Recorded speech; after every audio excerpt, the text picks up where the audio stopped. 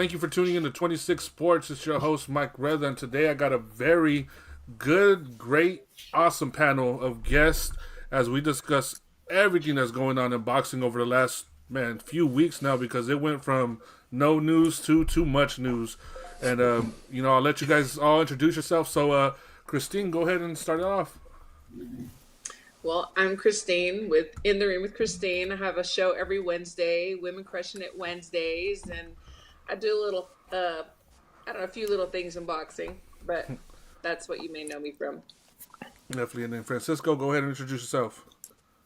Hi, I'm Francisco Salazar. I write for Ring and Boxing Scene and for the local Oxnard paper. And then, Lawrence. I'm Lawrence Mejia of thepugilistplace.com. I'm very, very happy and fortunate to be here with all of you distinguished panelists. Thank you for having me. No problem. And then, of course, Big Jake. I am Jake Donovan with BoxingScene.com, and I did not turn down a fight to face Jamal Charlo. And Marquis, go ahead. Yes, this Trafficone here is the writer for NewYorkFights.com and has known to have been seen at way too many boxing events lately. It's good stuff. All right, so let's get into it here. I mean, of course, we've heard all the news over the last couple days. We'll go to the most recent story that's happened now is that Virgil Ortiz has had to pull out of his fight with an injury, illness. Of course, we know the fight wasn't too hyped, I guess, by so much, but it was still a fight. Virgil Ortiz in the ring, people love to see him. I was excited to go and see it.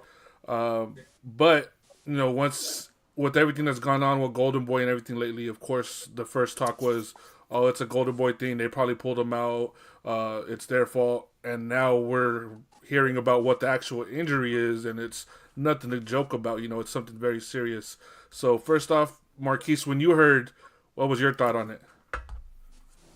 First, I was like you, Mike. I was kind of bummed, man, because let's be honest, guys, this was the fight this weekend on the boxing schedule. I mean, and as a Michael McKinson Stan account holder here, I was kind of looking forward to see how he's going to hold up. Be honest with you guys, but once I heard what he had and then what he had, it was like I'm not the smartest guy with these illnesses and whatnot, but I know it's related to CrossFit and dehydration, and I know those things are very serious. So it's rough.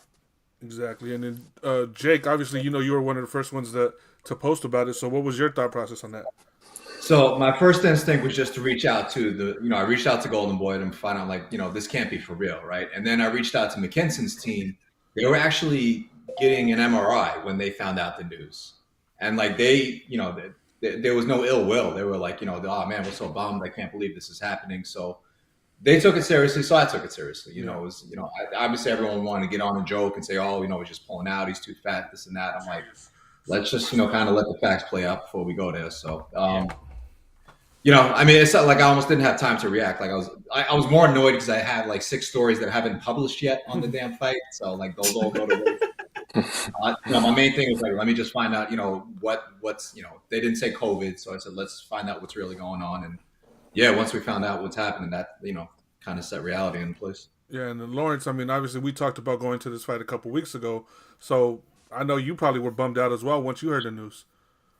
No, absolutely. I think that, looking and watching Virgil's development is, one of the top areas of interest in the sport. And McKinson, although he didn't have the power numbers to, open a lot of eyes, he did have a lot of boxing skills, and it was going to be a good test for Virgil and to see where he's at in his development. So I was looking forward to it. And so, ever since that became the marquee fight in Los Angeles, I think all eyes turned to that event. And now, like everybody else, I just want to know, what's going on, what's the story, what's the full story as information flows in, what's going on, and obviously we hope Virgil's okay and nothing is, seriously affecting him right now.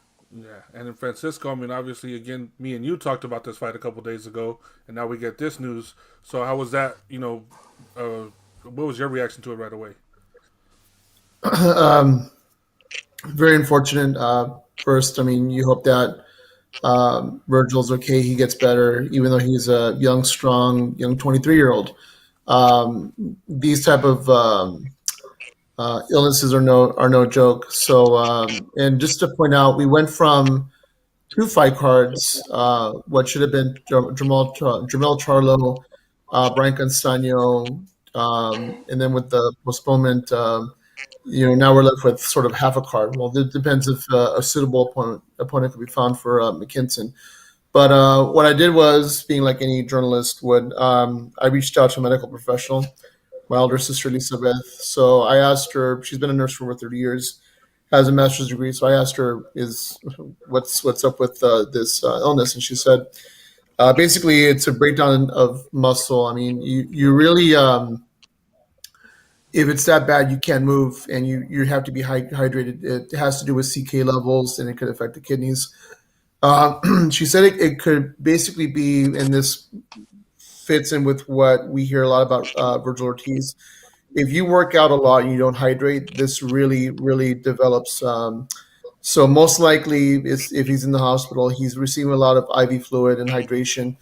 Basically, you're peeing out, all this fluids that you're getting in.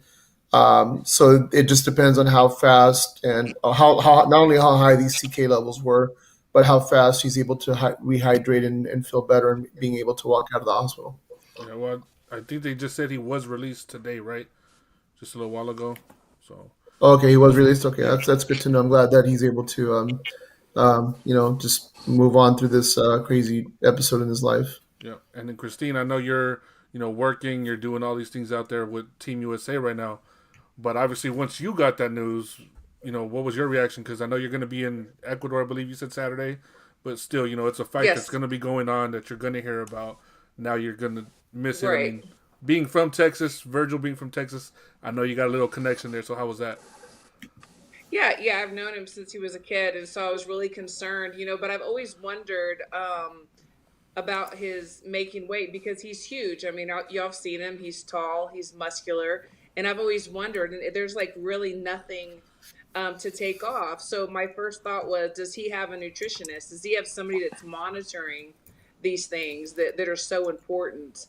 We've all heard, or there's some people in the gym that will not drink water. It's like old school mentality, like you're weak, or oh, you don't need water, or you don't get water till you're done with this. I don't know that that's the situation there, but I do know that there are many boxers that don't hydrate themselves enough. They sweat out everything, and then they don't put it back in because they're so afraid of gaining weight, and it's such a myth. So I was very concerned, and the first thing I thought was, I haven't heard anything about a nutritionist or somebody that's monitoring him. So I don't know if y'all heard of him having one or not, but I also saw, speaking of the same fight, that Blair Cobb said he would step in, to fight. So I thought that was kind of interesting.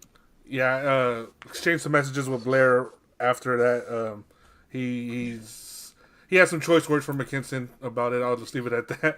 But yeah, he's willing to take the fight, and as me and Marquis said earlier, hey, if he wants to smoke, go ahead and give it to him. I don't mind it. I like the fight with Rocha, but hey, if they're gonna give him the shot of McKinson, let's do it. Give Cobbs, for whatever anybody could think of how he is.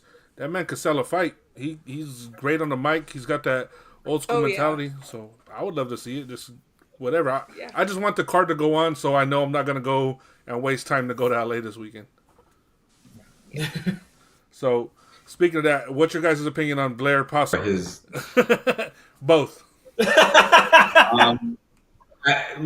many people have already told me that the fight's not. It's a shame. I mean, I don't know if Blair and elevating the co-feature to main event is just enough to save the show. I mean, I guess if the show has to go on, then so be it. But I would like to see McKinson just fight one or the other. More so Blair, because Blair's been calling for a step up in competition. So we don't know a lot about McKinson, but if he was theoretically going to give Virgil Ortiz some fits, then it's safe to say he would give Blair Cobb some fits. So I mean, like I said, anything that results in the show going on, I'm fine with. Definitely. Lawrence, same question. Yeah, I think I just received a text message or an email. Some other media lead-ins are being canceled, so I wonder how that is going to affect the potential show on Saturday. He's for himself with his persona and and talking through the media.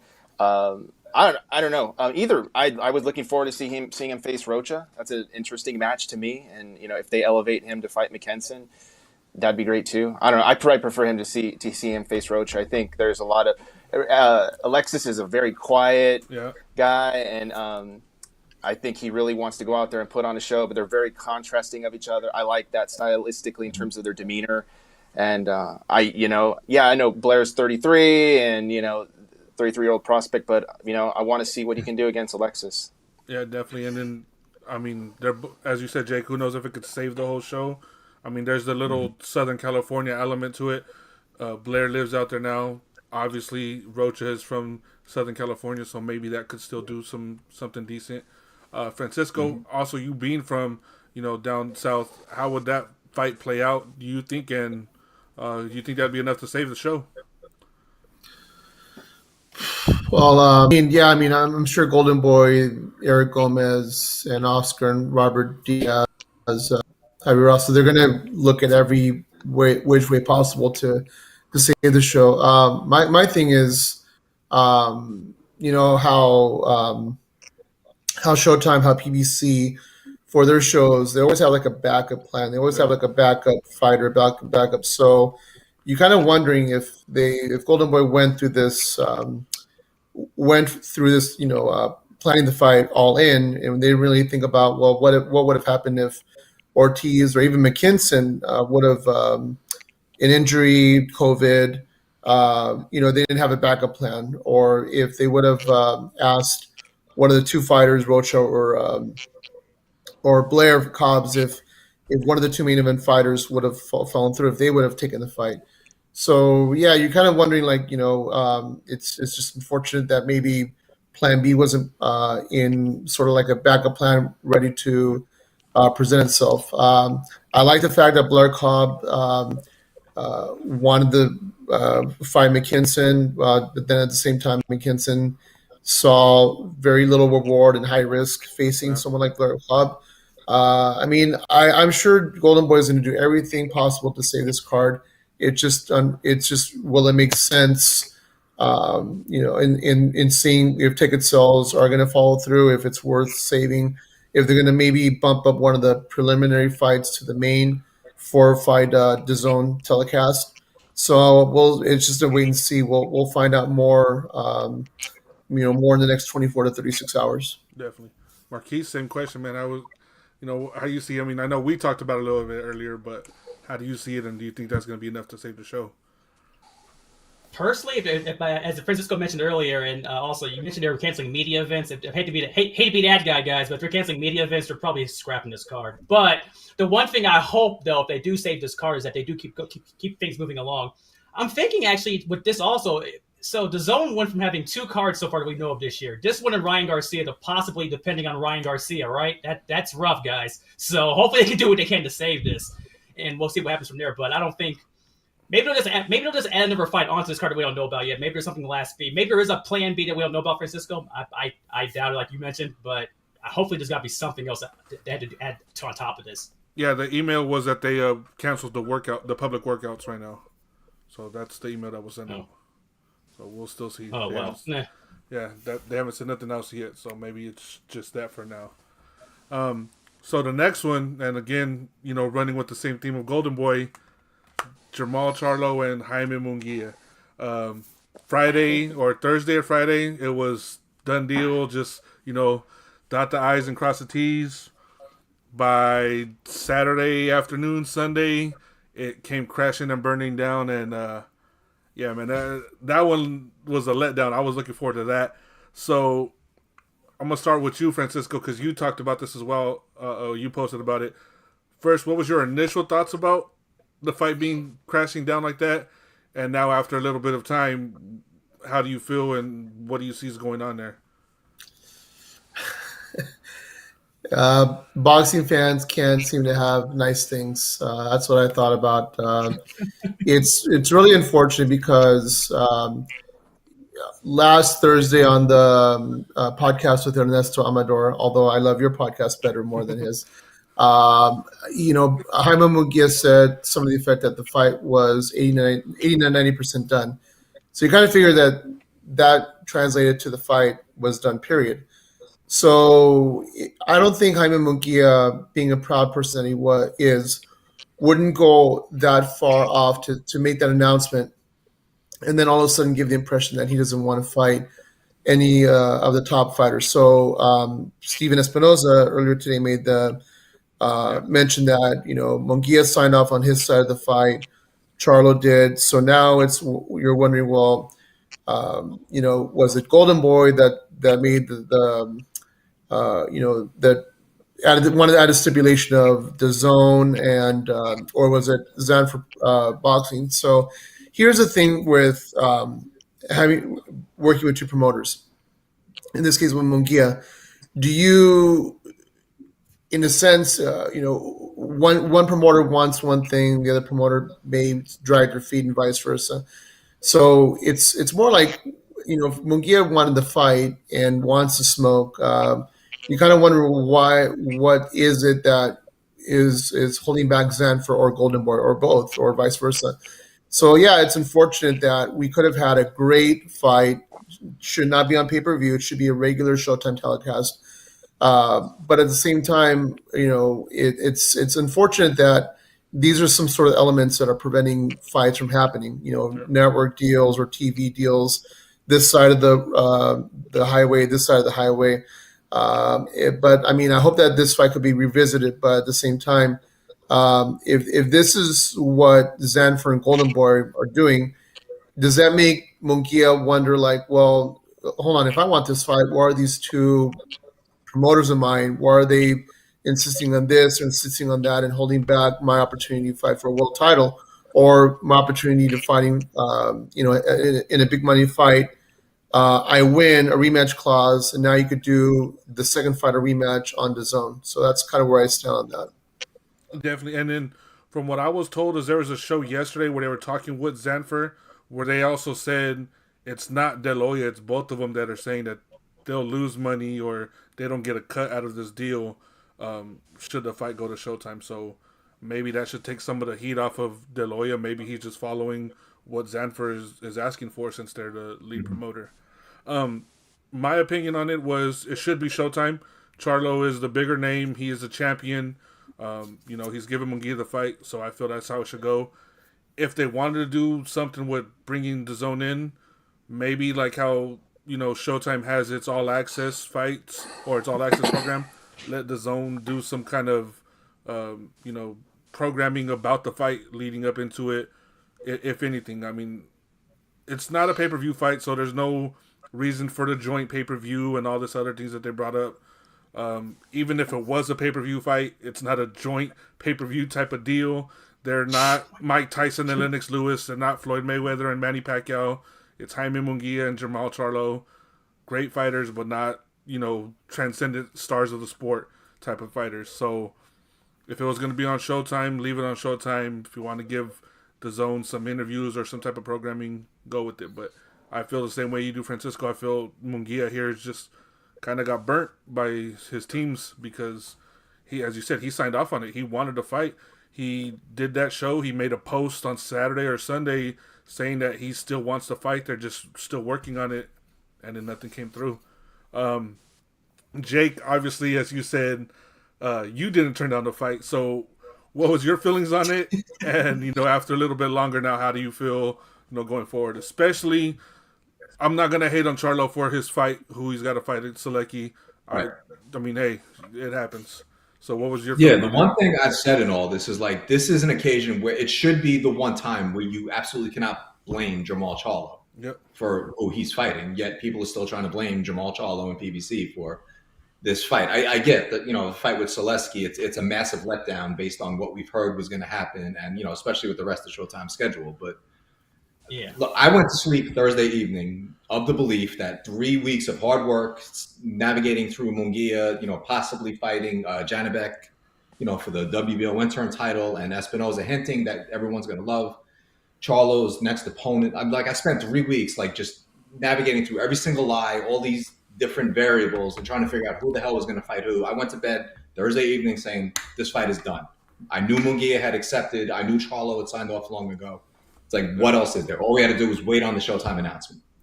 And Friday came, still feeling kind of good, but they said, oh, there's a little issue, whatever. Then by Friday evening, like a couple of people were like, how good do you feel about this fight? And I'm like, as far as I spoke to Zanfer, I spoke to Golden Boy, I spoke to Showtime, they all seemed like, they were all on board. Mejia and Charlo accepted the money, the date, the location, the weight. It's like when you have those four in place, it's like all you got to do is just announce the damn fight. And then all of a sudden everything just went to poop after that. I don't know if we can curse, but I'll hold my tongue. But the ridiculous thing was Oscar has done some serious damage here. Now, I do know that Zanfer had it in their head. When they said the fight was 90% done, I think it was with Ernesto Amador, I want to say. They did an interview with him. They said the fight was 90% done. I do know for a fact Zanfer thought they had a way to bring that fight back to the zone, whether on pay-per-view or on that platform. They were going to try to do a show with at least Mejia and Jose Zepeda. So that was their big plan. They were going to pitch that to the zone, whether to get their own date or get Golden Boy a date and share it with them. That was their big plan to do that. That's when everything went completely south. So I don't know if Oscar's just falling on the sword to stay in the Jaime Mejia business, whatever. But the zone at no point was – obviously they would have loved the fight, but they never made a bid on it. They certainly didn't want to do it on pay-per-view. There was never any discussion of doing a joint pay-per-view. So where Oscar got all this stuff from, I don't know. Now he has to explain all this to the zone and to Jaime Mejia. Because the zone has already allowed Jaime Mejia to fight, Dennis Hogan, who he should have, he was supposed to beat, but arguably lost against. He's fought Spike O'Sullivan, Demetrius Ballard, Gabe Rosado. He hasn't had murderer's row of middleweights. And, but when Golden Boy goes back to them and says, okay, well, we got Jaime Mejia, it's like, well, who the hell is he fighting? Because they're probably not going to care about his next opponent if it's not someone like, Jamal Charlo or Demetrius Andrade, who they've turned down twice already. I mean, Mejia has been his mandatory ever since he moved up to middleweight and keeps allowing all these other guys to jump the line. So that's the sad part. Mejia wanted this fight, but now everyone, he's exhausted everyone's patience because of the actions of Golden Boy and Zanfer. So this is a case where the boxer's going to have to step up and, tell his team, get me this damn fight, otherwise you're all fired. So I don't know the exact my understanding is Golden Boy gets to negotiate for Mejia for U.S. fights. Zanfer takes the lead for Mexico fights, but I don't know what paper exists between them. If Zanfer can just break clean, if they get pissed off enough, whatever, with everything that's happened. But this is, there's a lot of damage control. I don't know how Golden Boy can possibly talk their way out of this one. They completely dropped the ball. Zanfer's hands aren't clean either, but it's just, like I said, it sucks. I will say for Selesky, I'm not thrilled about him. The other name that was mentioned, and I'm glad this fight didn't happen, was Jamal fighting Tony Harrison, which sucks for a lot of reasons. We don't have time to discuss why that fight would have been awful. Least of all, I just don't like the idea of, two guys like that, creating this divide and conquer mentality, especially on the show that's celebrate Juneteenth. So I'm glad that fight didn't happen for so many other reasons. So I guess that's the silver lining. I'm going to say for Selesky, as I told someone earlier, that man is the Kirk Cousins of boxing. He performs to the mediocre level, but he is getting paid to show up. So he is the Kirk Cousins of boxing at the moment right now. So, it's crazy, though, that Selesky is now replacing Mejia, who he twice pulled out and lost out on. And now he's getting the fight he was going to have. Makes no sense. It could only happen in boxing, something like that. So, Christine, same question. Obviously, it was a big fight. Again, you're being from Texas. Charlo's in Texas. It was an event that was probably going to do big numbers, being that big of a fight. So what was your reaction to it? I was super disappointed. I understand, the political side of it and the money grab and all that stuff. But honestly, if it would have been pay-per-view, I would have paid for it because I paid for lesser interesting fights that were on pay-per-view. And I really believe that Charlo and Mejia need each other because, to me, they're a true test for each other. And then we're going to see who comes out on top because, there's been some question on some of the previous fights. And I've seen some fights that I was just like, wow, really? So I think that they would have been, as a boxing head, I really wanted to see this match and I really wanted to see what they were made of against each other. So I was very, very disappointed, to say the least. Yeah. And then Lawrence, man, same thing to you. Yeah, no, it was an intriguing match, and obviously both sides Charlo and Mejia agreed on terms for the fight, and so Mejia is somebody who I think he was 20 years old and he was calling out Triple G, and so obviously he wants to smoke, and it's just a really unfortunate situation. Selecki, is where Charlo goes. Where does Mejia go now? He's 25. He needs that big step up fight that everybody's looking for him to make. He's been a world champion before. Where does he go from here? My question: does Mejia end up as a possible backup plan now if anything funny happens with Triple G and Murata? Just a thought, just because, COVID and all these things, and how many times has that fight been pushed away? So, hey, why not? Marquis, last but not least, what was your opinion on it? Oh, I can't hear you again. Uh-oh.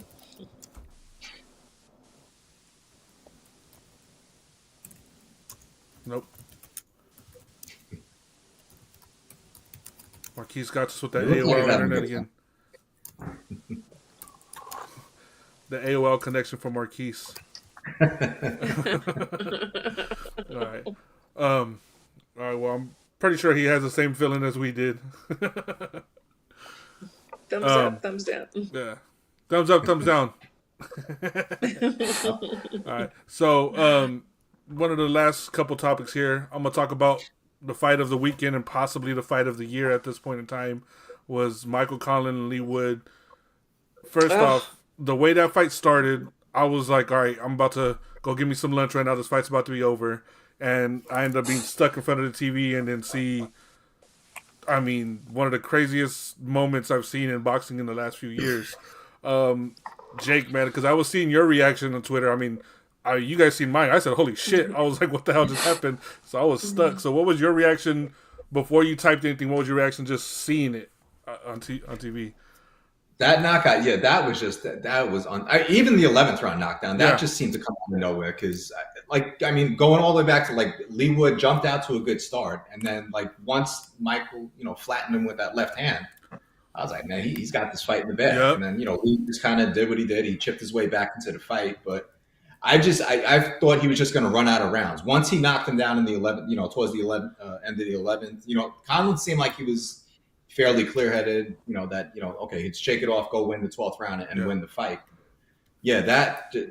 Just going all the way back to the way they staged that event, where the wherewithal to split the venue in half fans for Lee Wood, half fans for Michael Conlan. When I saw that tickets first went on, I'm like, this is going to be something, amazing. Yeah. And it was, there was, props that, Eddie Hearn catches a lot of shit on Twitter, probably a lot of times for good reason. But, they did a fantastic job of promoting that event. And like that's just over here, it would be a regular fight, between two decent, contenders. They turned that into a massive event over there. So you felt it even before they walked into the ring.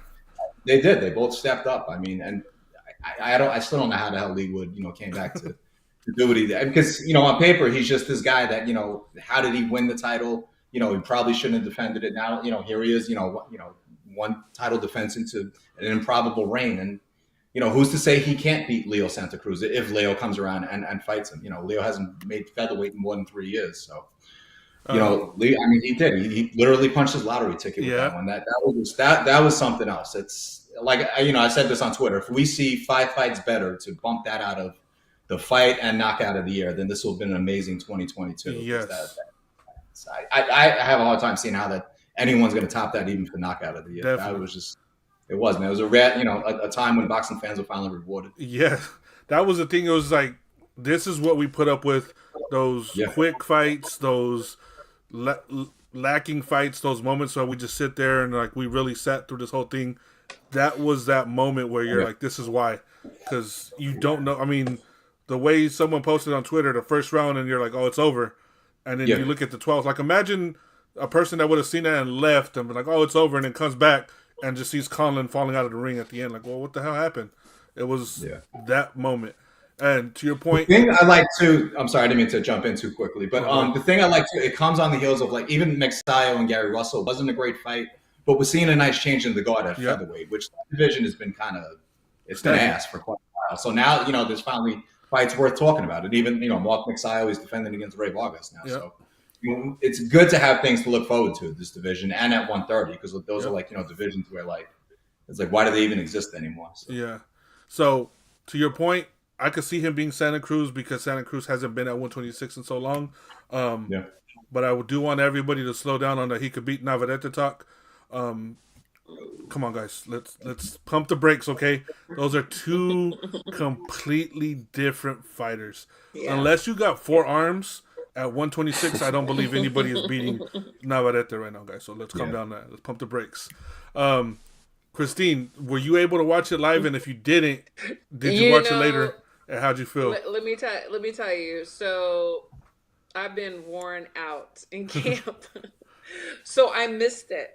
But then I saw the highlights, and so our head coach Billy Walsh and myself are friends with his dad John. So I saw the highlights, and I was like, "Oh my god!"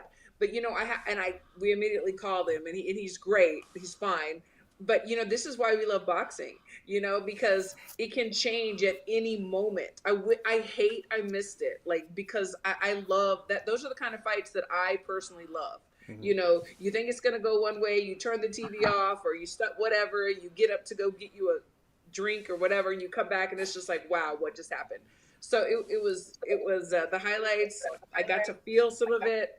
And I thought, Conlan's one of my favorites, but I was like, damn, that was a good fight. Yeah. As Jake said, if there's a fight that's better than that this year, we're having a great year, because there's no way that something could top that right now.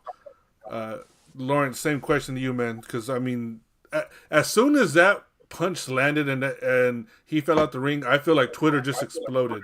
It was like every single post was like much flack, as we all know boxing Twitter can be.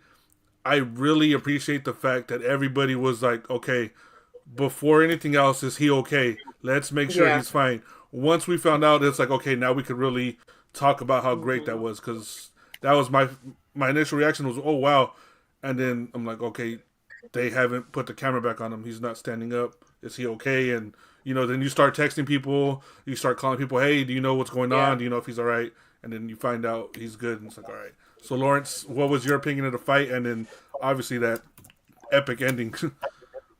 Right. And as you say, like, that was a really good sign, or a really good sight to see so many people who put aside just the crazy way that the fight ended to, at least give their well wishes and to hope to see Conlan do well.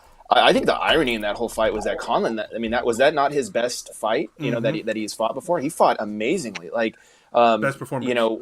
Wood had no answer for that left and all night. And once he got popped with that left, he just was on shaky footing for several rounds. And as I was watching it, you seen, but like Jake said, in that round 11 when he scored that knockdown, I was like, oh wow, this just became a whole lot more interesting. Yep. And you're like, there's just no way, he's gonna knock him out. Like, how often does this happen?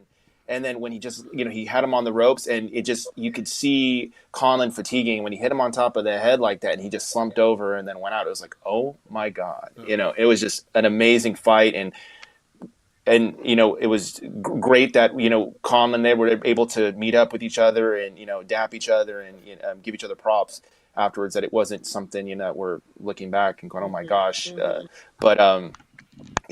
That's one of the most incredible things I've ever seen live in a fight. Yeah. And Francisco, same to you. So I didn't see the fight live because I was at a family barbecue. Top of the head like that, and he just slumped over and then went out. It was like, oh my God. It was just an amazing fight. And it was great that, Conlan, they were able to meet up with each other and, dap each other and give each other props afterwards, that it wasn't something, that we're looking back and going, oh my gosh. That's one of the most incredible things I've ever seen live in a fight. Yeah. And Francisco, same to you. So I didn't see the fight live because I was at a family barbecue, and I know my wife would have been like giving me crap, like, why are you on your phone? Why are you on your phone? So, plus at the same time, Michael Conlan is a very good technical fighter, but in his previous fights, nothing said, wow, like something would have jumped out and said that he would have had this type of performance. I saw the fight, which I won't say how I saw the fight later on tape, or I watched the replay of it, and it was just the ebb and flow was just amazing. Even though Conlon, you would have thought would have been ahead in the scorecards, the thing that I isn't said a lot about, which thank goodness is, two of the judges entering the 12th round had Conlon up 104-103. That's a very close fight, and I think the other judge had it 105-102. So if all three judges were somehow scored the 12th round for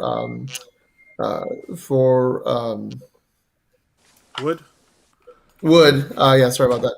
Then you would have had a majority decision draw. So then you would have had a lot of controversy coming on the heels of Taylor Catterall.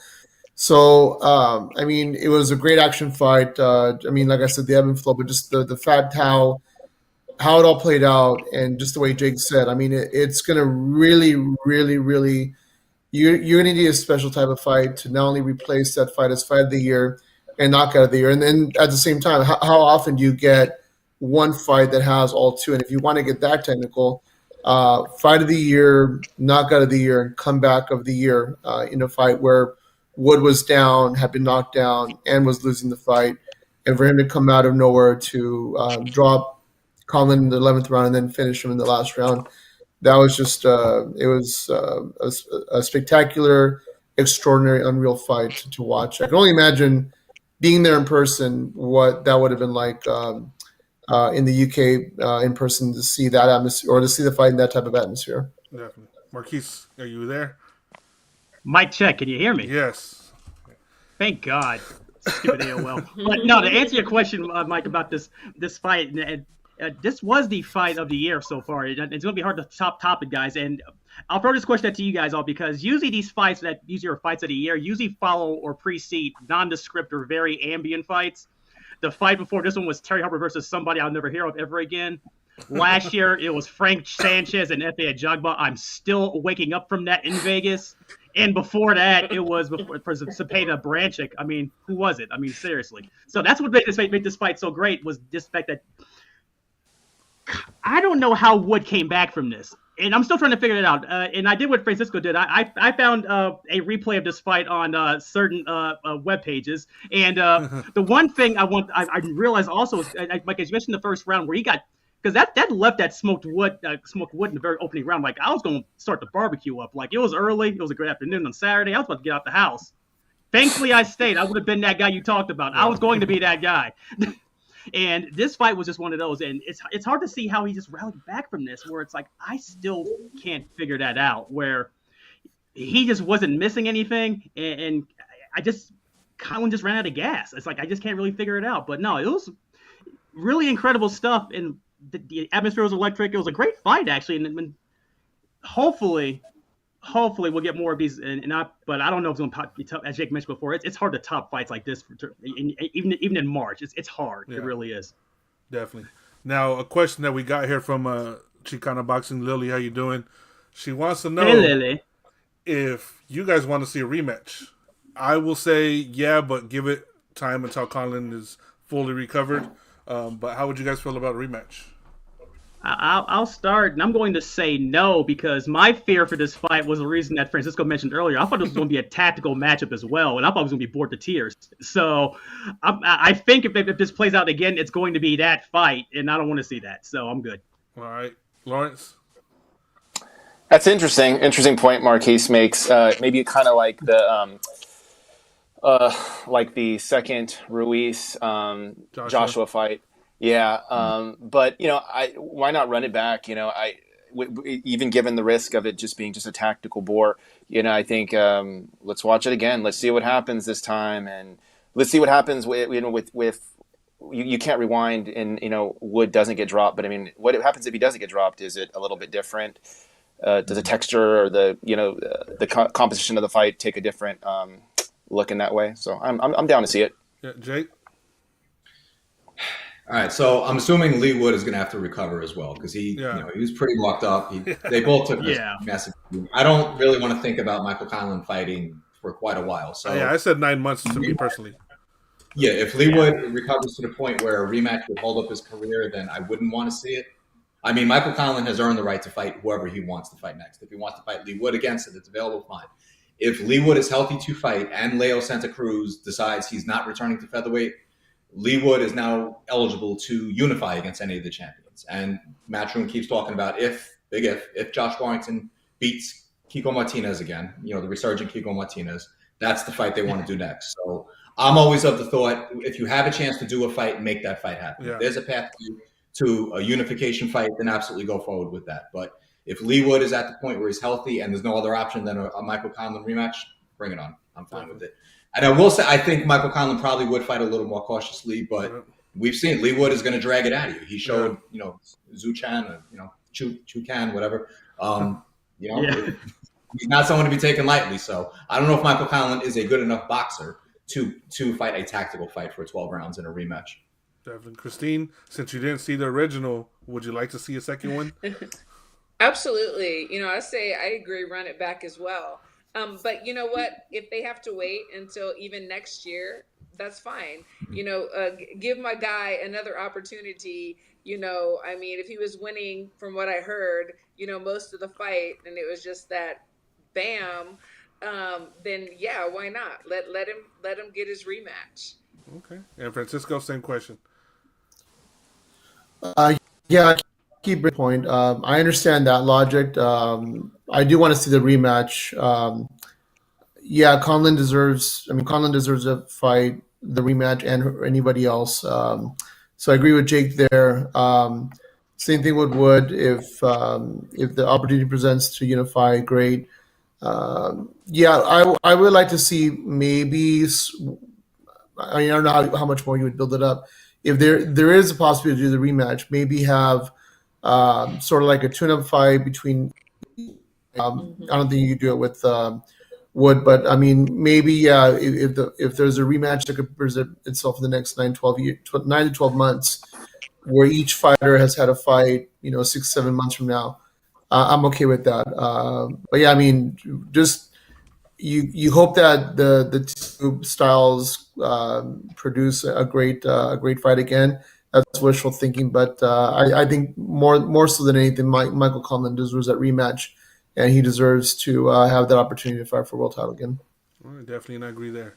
So now my last one of the show here is going to be, each one will go in order. We'll start with Christine.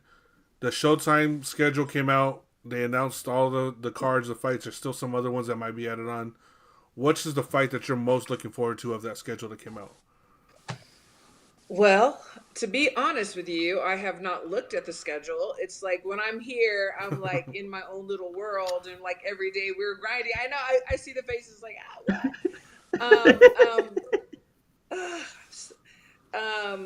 So give me some options. Give me some names. All right, well, Erickson Lubin, Sebastian Fondora, April 9th.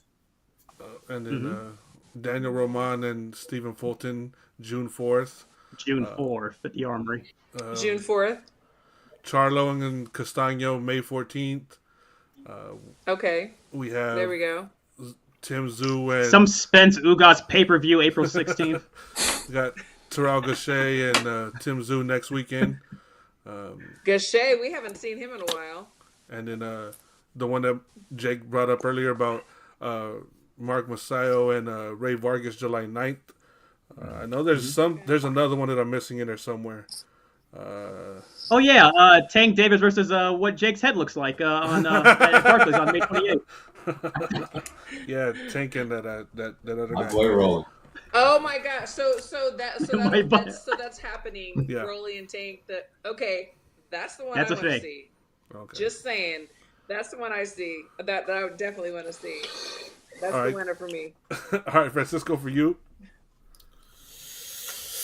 There's two fights. The one I told Christine, Lubin, Fondora. I think that's a great action fight between two heavy-handed fighters. Just when you think, Fondora is facing somebody that's going to break him in half since he's so damn skinny, he finds a way to win, and he's a very, very, very decent fighter on the inside. But he really does have really good ring generalship.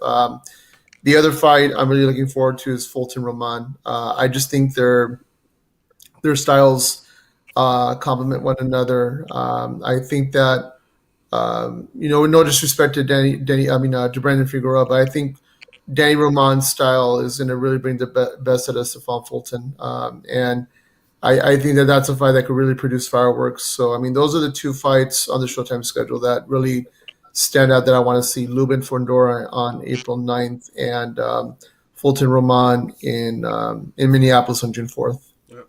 Lawrence, same question to you. Stephen Fulton, Danny Roman. That's my favorite fight on that on that roster right there. And as Francisco said, I think it has the possibility for big time fireworks. Obviously, Fulton is just very talented, well-rounded boxer. Danny Roman will fight everybody and anybody, and he'll bring the fight to you. He doesn't have one punch concussive knockout power, but his punches have snap. And I want to see how Fulton will respond to what Roman brings to the table. I really like that fight. Definitely, Jake. I'm just excited. I'm actually going to be at 6 of the 9 announced fights. So I'm very excited. Nice. I'm having a hard time, including next week. It's going to be my first time ever going to the Armory. So, for venue purposes only, I'm actually very excited about that. The Armory in Minneapolis. Lubin Fondora, I'm most intrigued by because it's probably the only one of the 9 where I can envision any particular outcome. I could see Lubin playing it safe and outboxing Fondora. I could see Fondora.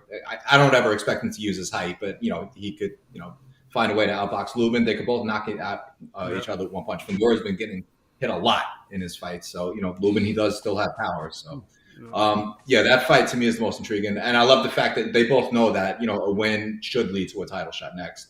Lubin, I think this is like his 4th mandatory in a row somehow. So, God bless. If he beats Sebastian Fondora, he will have earned the hell out of a second title shot. So. Yes, sir. And I just love watching Sebastian Fondora fight. Of the other 8, man, I'm having such a hard time. I want to say Charlo Castaño, but I have it in my head that Charlo, it was Castaño at his best and Charlo not necessarily at his best, for whatever reason, not for training purposes. But for some reason, I feel like Charlo's going to flip that switch and do some damage in the rematch. So I'm going to go actually with a wild one. It's probably going to be the most boring, but for some reason, Mark Magsayo and Ray Vargas really intrigues me. So Ray Vargas, I've always been a big believer in, especially leading up to when he beat Gavin McDonald, for his first world title. He's been kind of a bore since then. I just feel like he's due for this one breakout. Of those fights. Yeah, and I can't. Mark Magsayo is usually exciting. The last fight was a severe exception, but it was good enough to win the title. I do think it's going to be one of those fights where they're probably boring against other people, but they're going to bring out the best in each other. And I honestly don't know who's going to win that fight. So for that reason and that reason only, I'm intrigued by it. I'm not going to say I'm excited by it, but that's the one I'm really looking forward to as well. Because those 2 fights, I just really can't pick a winner. Definitely. And Marquis? I think you guys are all sleeping on Jamal Charlo versus Marcy Selecki, but seriously, I think that Vargas fight's really interesting actually because you mentioned earlier in the program, guys, you mentioned that there may be a turnstile at 128 with these titles, and I think Masayo loses to Vargas when that fight happens in July. So I'm looking forward to seeing that more than anything else. After that, it's Fulton. Of course, it's Fulton Roman. That's probably the best fight on the schedule that they rolled out. So after that, and then it's everything else. Okay, and I agree with you guys. Fulton Roman, to me, as we talked about, it's going to take a special fight to get fight of the year. Damn, that might be the one because they don't have that one punch knockout power, but they have amazing chins, and they've showed it in other fights, and they might just beat the hell out of each other for 12 rounds. They don't stop throwing punches. Roman has these angles that he uses. Fulton can adapt to any style. I mean, the moment I heard that fight was going to be a possibility to now, I can't wait. I love the fight, so I'm with you guys on that one. Jake, I actually agree with you. Charlo and Castaño, I feel like Charlo's going to knock him out in the 6th round or something. I just feel like I was going. That's a hot take. Castaño's going to bring it, and Charlo's going to bring it, and I think this time once he hurts him, he's not going to let him off the hook because he hurt him 2 or 3 times last time. And Castaño had just enough to survive. I don't think he's going to get it this time. I think Charlo's going to end him in the 6th round, 7th round, somewhere around there. And then also the Masayo and the Vargas fight. I really like it. Vargas, I still have some anger towards because the 2 times that I've gotten to see him, I almost fell asleep. and it pisses me off because I was looking forward to watching him. He's really close to entering the Miguel Vasquez phase for me, and I don't want him to be there. Oh no! Yeah, so, but I think this is, like you said, Conlon and Wood. I don't think anybody thought, oh, we're going to get fight of the year, knockout of the year, and moment of the year, and we got that. So, hey, we might get it here because, as you mentioned, Vargas has reach, has all that. He might get pulled into a fight, and we forget before this Russell fight, Magsayo had one of the best knockouts last year. Yep. I mean, that was it was a comeback and a knockout right there that he brought in that fight. So, hey, we might get that. I'm actually liking the whole schedule, really, for the most part. I'm interested to see Tim Tszyu. I'm interested in all these fights. Fundora and Lubin, as you said, you could get any result there. We know Fundora gets hit a lot, and we've seen Lubin hurt and stop before. So maybe that plays into his head if he gets hit by one good shot. Maybe he starts wondering, how do I get out of this, especially with Fundora? I mean, he could probably throw a punch from down the street and still catch you. So I'm interested by the whole thing and the fights that still might come on the card. So on the schedule. So yeah, I'm looking forward to it. So thank you guys all for coming on today, man. I really appreciate it. Thank you. Especially with all the news we've had over the last few weeks. I had to get a good group here, and I'm very excited and happy to have you guys on. So before I let you guys go, say where everybody could follow you and what you guys are going to be doing up the next few weeks. So we'll start with backwards. Marquis, you go first. Oh, I'm going first. Oh, that's what's up. Hey, catch me on Twitter at Weak Sauce Radio. I'm always there causing nonsense and nuisances. That's what I do on there. nyfights.com is where you see my articles. Have a few things coming up next week. Usually when things come around with the news cycle, there's fights coming on finally, so I get to write again. Thank goodness. So just keep an eye out for that, but that's where you can find me on all that social media stuff. All right, Jake, you next. Yep, at Jake in the Box, Jake NDABOX on Twitter and Instagram. Instagram is with the _ at the end. All my content's on boxingscene.com. And the potentially international tour begins next week in Minneapolis. It's going to continue to San Antonio, to Phoenix, to Brooklyn, possibly even Japan. So that is in the works. Okay. All right. TBD. All right, perfect. And now, Lawrence, go ahead. You can follow me at The Pugilist Place. We're on Facebook, Instagram, Twitter. You can also check out some of our work on our YouTube channel. We're also The Pugilist Place. All right. And Francisco? You can follow me on F Salazar Boxing on Twitter. I